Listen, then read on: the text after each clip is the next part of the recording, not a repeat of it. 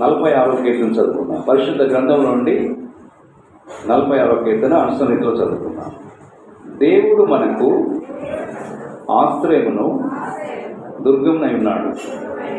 ఆపత్కాలములో ఆయన నమ్ముకొనదగిన సహాయకుడు. కావున భూమి మార్పు నొందినను, నడి సముద్రములలో పర్వతములు మునిగినను, వాటి జలములు ఘోషించుచు నురువు కట్టినను, ఆ పొంగునకు పర్వతములు కదిలినను మనం భయపడము. ఒక నది కలదు, దాని కాలువలు దేవుని పట్టణమును, సర్వోన్నతిని మందిరపు పరిశుద్ధ స్థలమును సంతోషపరుచున్నది. దేవుడు ఆ పట్టణంలో ఉన్నాడు, దానికి చలనము లేదు. అరుణోదయమున దేవుడు దానికి సహాయము చేయుచున్నాడు. జనములు ఘోషించున్నవి, రాజ్యములు కదులుచున్నవి. ఆయన తన కంఠధ్వని వినిపించగా భూమి కరిగిపోవచ్చును.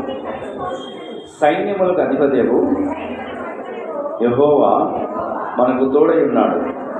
యాకోబు యొక్క దేవుడు మనకు ఆశ్రయమై ఉన్నాడు. యెహోవా చేసిన కార్యములు వచ్చి చూడుడి. ఆయనే భూమి మీద నాశనములు కలుగుచేవాడు. ఆయనే బూదిగంధం వరకు యుద్ధములు మాన్పువాడు. విల్లు విరుచువాడును, బల్లెమును తెగనరుపువాడును ఆయనే.